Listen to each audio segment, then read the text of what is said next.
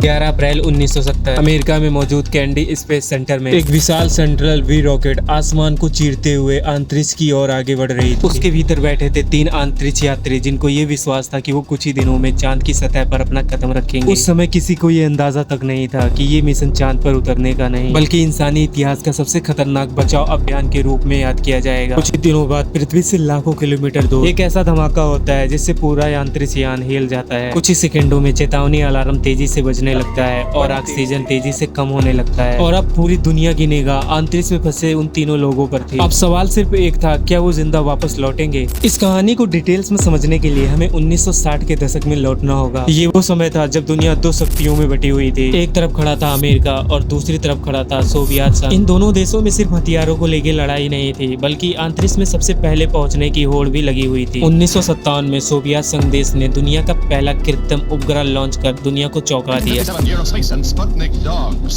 Laika, first space traveler, was ready for the takeoff. And here it is.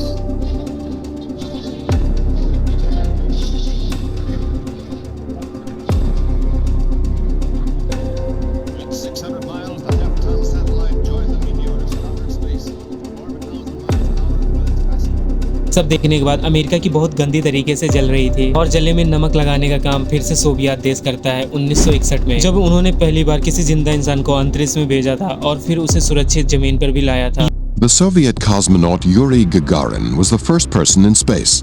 On April 12, 1961, aboard the spacecraft Vostok 1, he orbited the Earth once and reached an altitude of 203 miles. Yuri गगरिन अंतरिक्ष में जाने वाले पहले इंसान बनते हैं। America Soviet संघ देश से लगातार पीछे छूट रहा था। इसी बीच अमेरिका के राष्ट्रपति जॉन एफ कैनेडी ने एक ऐतिहासिक घोषणा की। उन्होंने कहा, यह दशक खत्म होने से पहले अमेरिका इंसान को चांद पर भेजने वाला और सुरक्षित वापस लाने वाला एकमात्र देश बनेगा। यह सिर्फ वादा नहीं था, यह पूरे देश की प्रतिष्ठा का सवाल बन चुका था। कई वर्षों की मेहनत के बाद 20 जुलाई 1969 को इतिहास बदल गया जब अपोलो 11 मिशन सफल होता है। नील आर्मस्ट्रॉन्ग दुनिया के पहले इंसान बनते हैं जिन्होंने चांद पर कदम रखा था। उनके पीछे एडविन बज और एल्ड्रिन भी चांद पर पहुंचे थे। कुछ महीनों बाद अपोलो 13 भी सफलतापूर्वक अपना मिशन पूरा करके पृथ्वी पर लौट आया। अब सभी को लगने लगा था कि चांद पर पहुंचना लगभग सामान्य बात है। अब धीरे धीरे लोगों का दिलचस्पी भी इससे कम होने लगा। टीवी चैनल भी इस टॉपिक पे ज्यादा दिलचस्पी नहीं दिखाते थे। सरकार के भीतर भी सवाल उठने लगे, क्या अंतरिक्ष कार्यक्रम पर इतने पैसे खर्च करना अब भी जरूरी है? इसी माहौल में नासा ने अपना अगला मिशन तैयार किया जिसका नाम पड़ा अपोलो 13। इस मिशन का उद्देश्य सिर्फ चांद पर उतरना नहीं था बल्कि वहाँ पर मौजूद चट्टान और मिट्टी का अध्ययन भी करना था ताकि चांद और पृथ्वी के निर्माण से जुड़े नए रहस्यों को समझा जा सके। किसी को भी नहीं पता था कि विज्ञान का यह मिशन कुछ ही दिनों में जिंदगी और मौत की लड़ाई में बदल जाएगा। 11 अप्रैल 1970 विशाल सल्ट्रॉन वी रॉकेट लॉन्च पैड पर तैयार खड़ा था। इस मिशन में 3 अंतरिक्ष यात्री थे।